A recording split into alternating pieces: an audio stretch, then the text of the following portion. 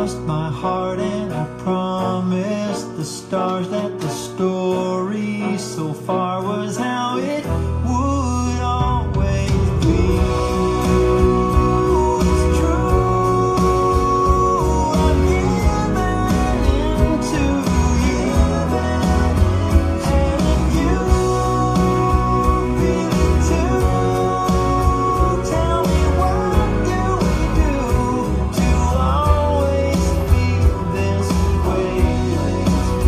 I want to always feel this way. It's a beautiful brand new day. It's a brand new day. Beautiful brand new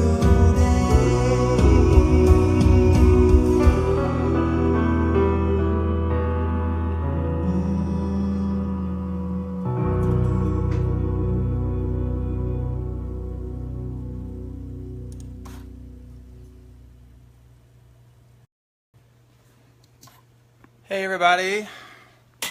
Thanks for my inaugural Facebook Live. This is the second time in my life that I've ever done a Facebook Live, and you were there. So I'm also doing this. I'm going to catalog these little video liner notes, as I kind of calling them. I'm going to put them on my website so they'll be available to watch. They're not going to be as long as that Opry thing that I did. I think that ended up being like an hour and 15 minutes long. It's not going to be that long.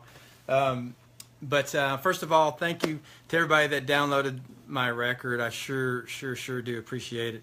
I've been getting some great response. I'm going to name drop my favorite response so far. I've gotten to be friends with Tommy Shaw from Styx, and I sent it to him.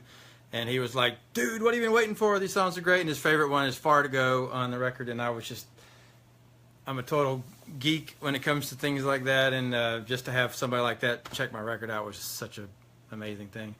But anyway, every week I'm going to be showcasing one song on my record in order. And the first one is the title track called Beautiful Brand New Day. I'll just jump right in. The song came from a film opportunity that I got.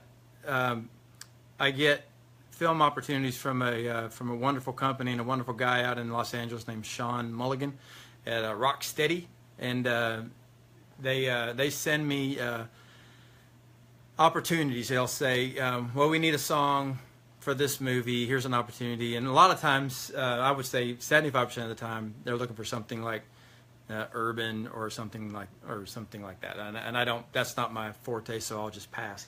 But there are times when he'll come to me and he'll say, "Here's the synopsis for the film, for the scene. This is the temp music." And what they do with temp music is they basically put a song in, and they live with it when they do editing. They live with that song. Now, a lot of times it's a song that they really like, and they probably just can't afford it, or it's not available, or whatever the situation is. So, but they love that song, and if they could have that song, my feeling is they'd probably just use that song. So what I try to do is I try to write something in the same vein that's fairly similar in tone and in lyric and in vibe and things like that. So this particular song was about the temp music they had. The scene was about a first love, and so that was all the only real information that I had. And but the temp music was real, almost kind of Beatlesy in vibe, which is, I mean, if anybody knows me, Paul McCartney is the man to me. Him and George Harrison.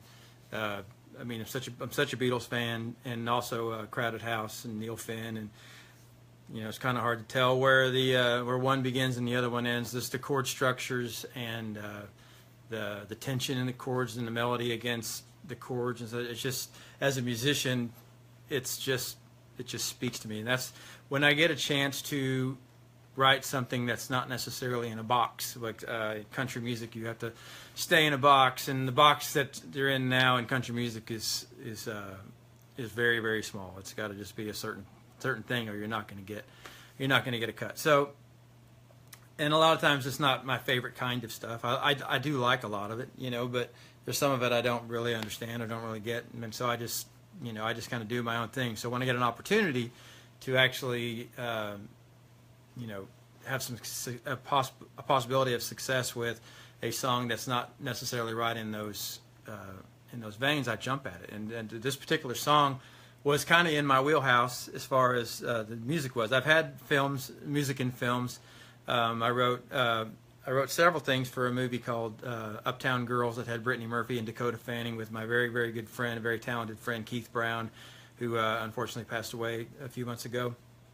And but we had the opportunity. They sent us the scene, which was the opening scene to the movie, and they were using "There She Goes" by Sixpence None the Richer, and they obviously couldn't use that song again. You know, they couldn't use that song. So we got together and we wrote a song that was similar in the same key and the same vibe, and it worked. They loved it, and they said, "This is great. So let's, you know."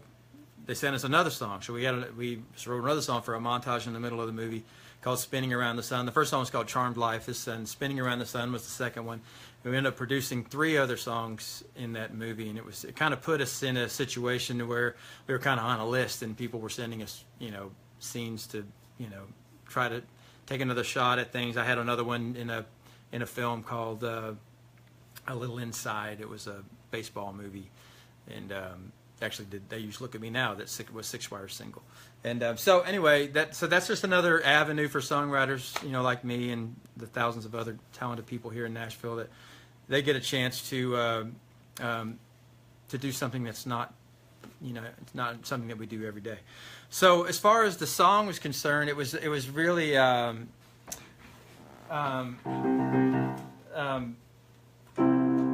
wrote it on the piano. And I just had I wanted to write something that had a little bit of tension to it, like that. It was kind of Beatlesy, and I swear I just stumbled onto this chord progression. And that chord, I went, "Oh, that's cool."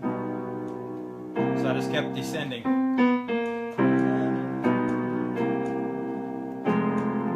There's the Beatle chord. 4 minor.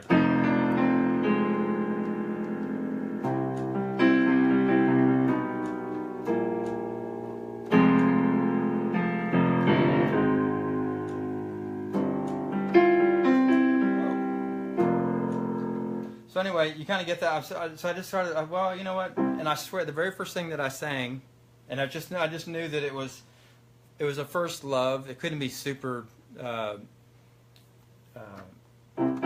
really super deep thing at the very front of the song. Anyway, so I just said, "I crossed my heart and I promised the stars." It was the first thing that I sang. And when I do something like that, I'm kind of like, okay, that's you know, just that little bit just kind of sparked me, and it was like, I probably should follow through with this. So I sent a message to Sean and said, "I'm going to take a shot at this." And the part that you don't know about these things is the deadline will be the next day. So I don't have a chance to spend a ton of time and think about it. You know, like, so I'll get the email in the afternoon. Deadline tomorrow at 10 a.m. California time. So I'm like, so I'll go downstairs and I'll tell Reagan, "I'm gonna take a shot at one, so see you tomorrow." You know, so I'll just basically just lock myself in the studio, and the story so far was how it would always be. Nowhere to go, how was I to know how you get to me, and I don't know what is. Didn't count on this. Back major. So I thought, since that was all so much tension, it's like, you know, and I thought that the chorus could just kind of open up. So what I like to do is, and this has been kind of the mantra with Six Wire, we call it the chorus is exploding, and to me it has to happen on every song. There's a few songs. I wrote a song that Mindy McCready recorded, and it's the only song that I can think of. It's called "Don't Speak." It's the only song I think of that actually gets smaller in the choruses. But most of the time in my songs, the choruses need to be real open and big, and that's so. And in the temp music that they sent, it was that kind of vibe too. It was kind of a high vocal thing. So that's kind of why I went up where I did. Ooh, it's true. Giving it to you. And that's all very calm and just.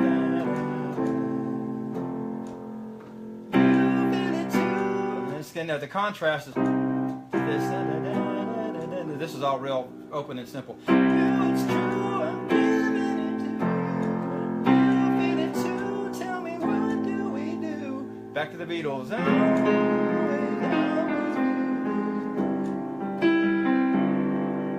a beautiful rain. Just resolves, you know. And that's, so anyway, so that's just the road that I went down, and because the story was about first love, and I just kind of kept some of those lyrical things in there, and just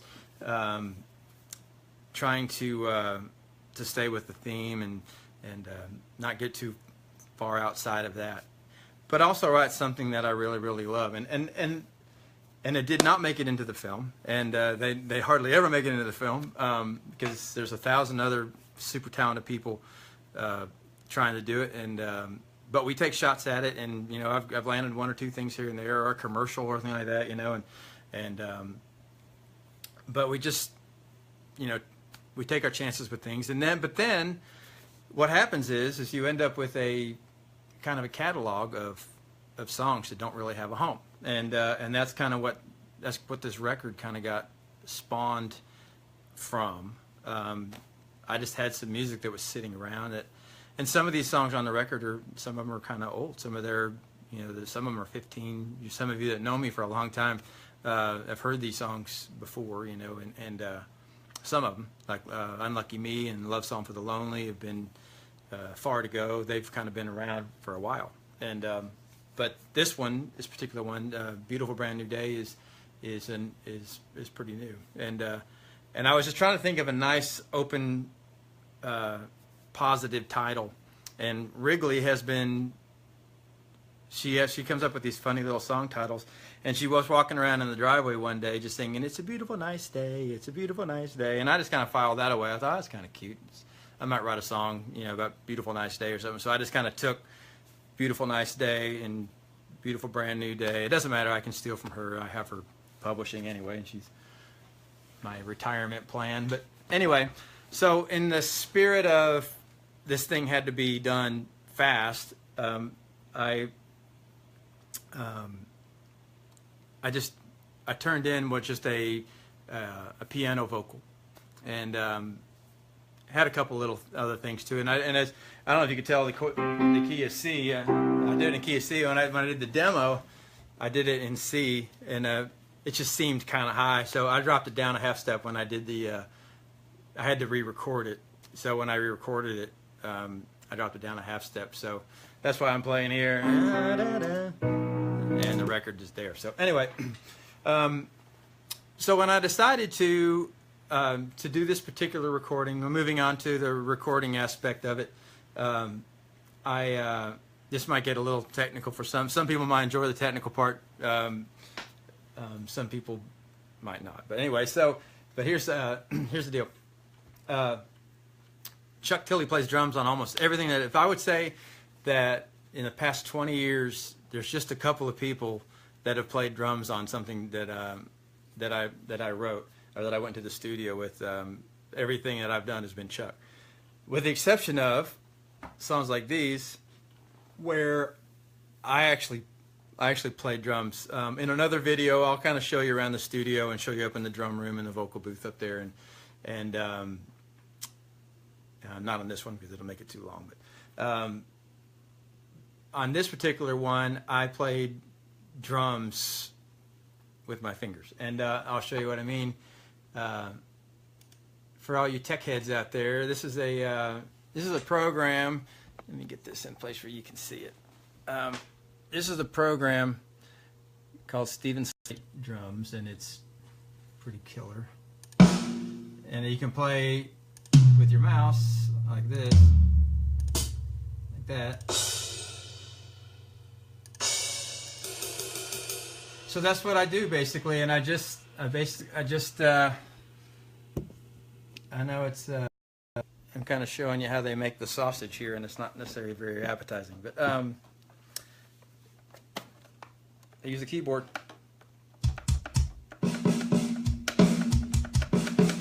And that's how I do it. And this particular song, it's not real drums. It's actually me playing drums with my fingers.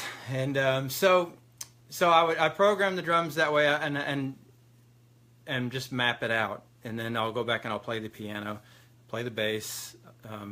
There's also some other things that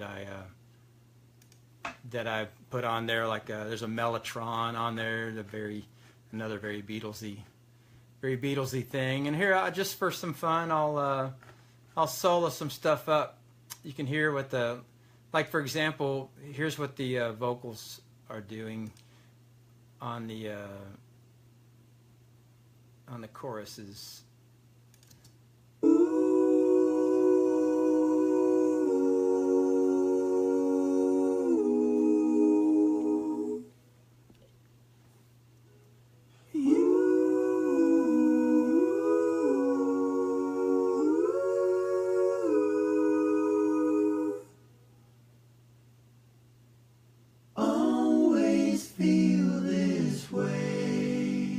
The solo,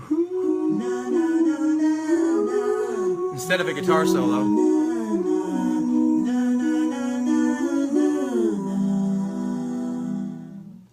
so I've actually people have told me that, like, man, I wish you just play like on the whole record. I don't think there's a couple places where I play some pretty heavy guitar stuff, but I'm such a part guy. I like parts, and I think I just kind of get off on things just being musical instead of being, hey, look at me playing guitar. So I end up kind of doing things in parts and that. There's also a little string section. Well, there's a roto guitar thing, a little.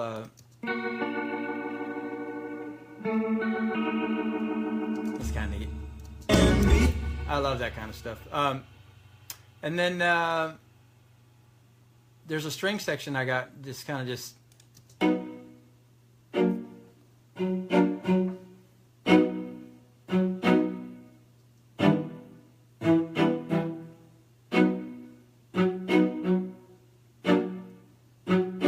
There's just stuff that's going on in the background, like. I'm just standing still. Words can be spoken. Not really a big major part of the song, just kind of something that's kind of felt more than heard.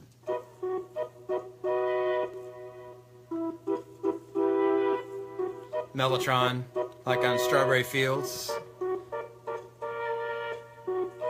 Again, more felt than heard,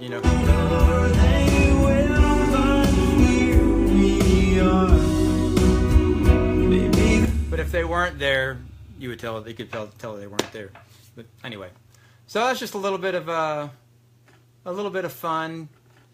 Kind of show you how I do things. I use Pro Tools and just sit up here in my studio and with my test tubes and mess around. And that's kind of how I create music. I just sit up here and I'll go up in the vocal booth and do all my acoustics and sing and do all the harmonies, a lot of the harmonies, and I just kind of off the top of my head, I just start singing something, I know right away if I start singing something and it's like, oh, that's horrible. But I'll go, oh, that's kind of neat, and I'll just go with it, and if it gets to be too much, then I'll go back and redo it. It's just trial and error. Here's my guitar amp, a Kemper. It's amazing.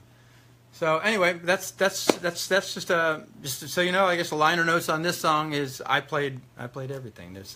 I wrote the song by myself and I played all the instruments and did all the vocals, and I produced it and I mixed it here in my studio, and that's just what I do.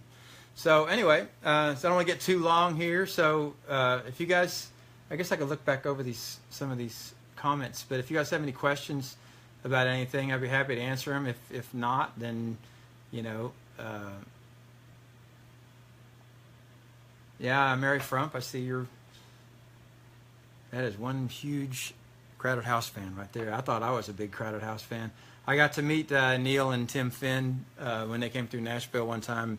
I gave him a CD of my music, and I said, "You inspired just about everything on this record."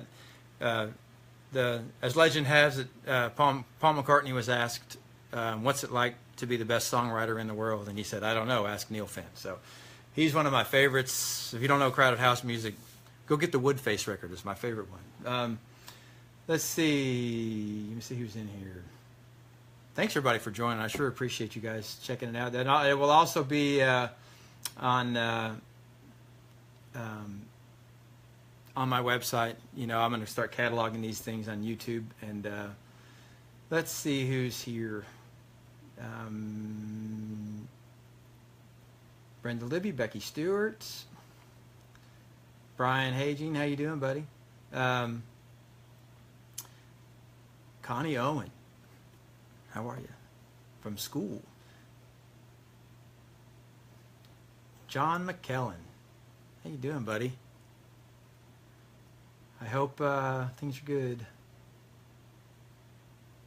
My best to Sir Cliff. I have for the Cliff Richard fans. I have heard from Cliff. He's doing well, and he's I believe he's gearing up to do another record. And I don't think I'll be at the helm on that one, but I'm pitching some songs and hoping to be a part of it.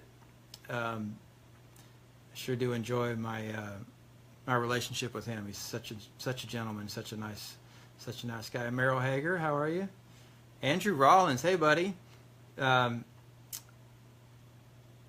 Kim Sims, hi, how are you doing? Good to see you. Well, I don't have anything else to say really about the first song. I sure do appreciate everybody, you know, having interest in it, and I don't know. I was going to bring Wrigley up, but she just woke up from a nap and she was a little cranky. So I don't know if Reagan's downstairs watching or not, but if she's not in too bad a mood, maybe you could bring her up. If not, maybe next time. Oh. Looks like we have a special appearance.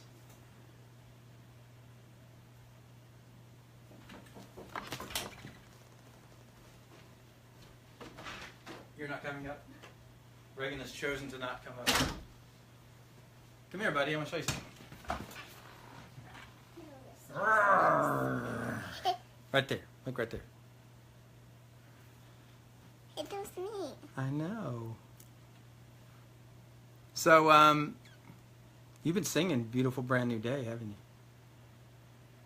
you? Can you sing it? I don't know. You don't have to if you don't want to. It's okay. Yeah, this is my bait. If I promise a Wrigley appearance, I'll get more viewers. So you want to say anything? Right here? Over here. Do you have anything you want to say? I don't know. You don't know? She just woke up, y'all, so she's a little bit You okay? Well, anyway, if you're not going to sing.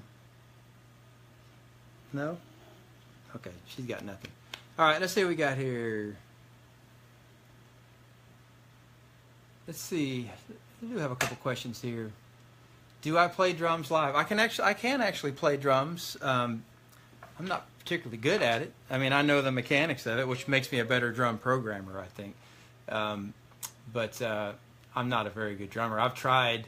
Chuck's drum set is upstairs, and but there are times when he's not available, and I'm on a creative role, and I want to have it out, and it takes a long time for me to get it sounding really, really good, but I do get it.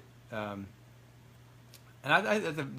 the process is also is pretty creative as far as the drum thing goes, because I think I go someplace that a drummer wouldn't normally go, mainly because it's probably not correct, but that also makes it a little bit creative.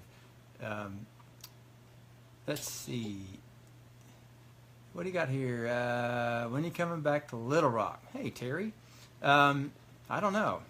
Nothing on the books, I don't think.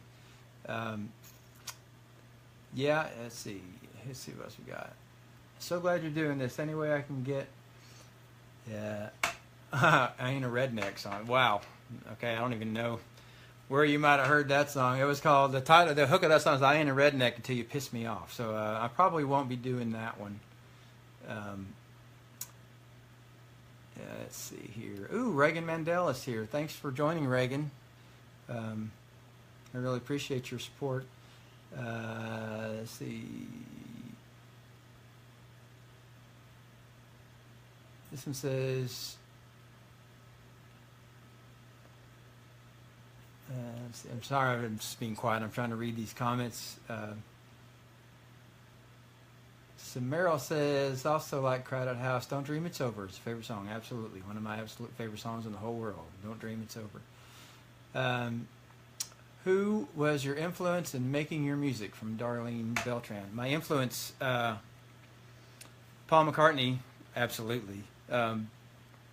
And Neil Finn. I mean, those two guys, those are my two main guys. There's a lot of different pieces of music there, as far as, you know, producers or mixers or guitar players or singers or songwriters or bands. It's also compartmentalized for me. I have so many different influences from all over the place, and I'm learning every single day something new, or, you know, it's just, that's what I love about it. There's no way to know enough. Anyway, let's see. Brent Womack says, I'm ready to see you guys geared up for Pred season. Predators, Nashville Predators are starting up very, very soon. We're playing the first our first preseason game is the 28th of September, and then I believe we're doing the opener on the 10th, and we're doing the 12th as well with a special guest. The 10th will probably be with a guest as well. Let's see what else we got here. Well, why is this doing this?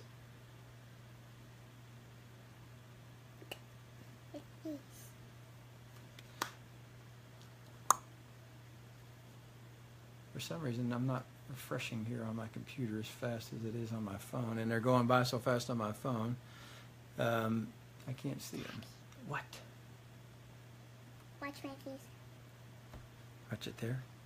Watch. Well, it's a little bit behind there, bud.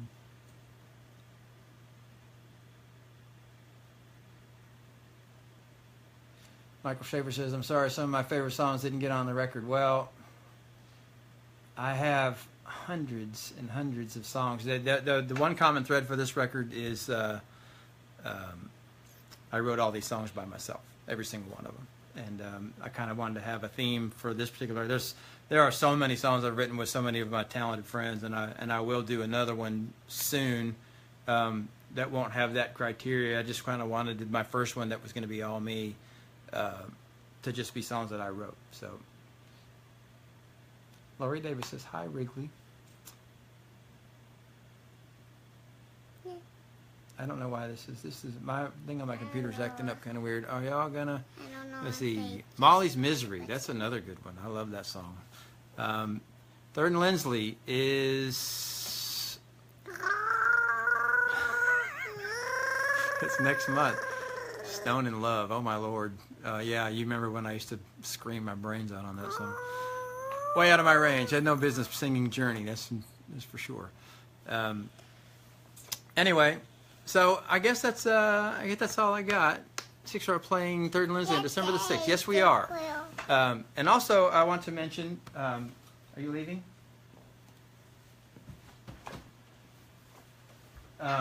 Also, I want to mention that Six Wire we have released "We Are America," a song that I wrote with my buddy Cody Abbott, an artist in Oklahoma. He lost everything in a tornado, and we wanted to write a song about how everybody comes together, and it's available on iTunes as well. So check that out, and I guess that's it. I appreciate you guys joining in. There would be hey, Frank Myers, how are you? Another talented songwriter. What was that? Try to sneak in. No, to sneak in when the door is showing. Reagan just snuck in, and Okay, it's Reagan. she's right there. All right. So this is probably getting boring. Okay, so As soon as I walk up, this is probably getting boring. No, I just mean I'm just mumbling at this point and trying to catch these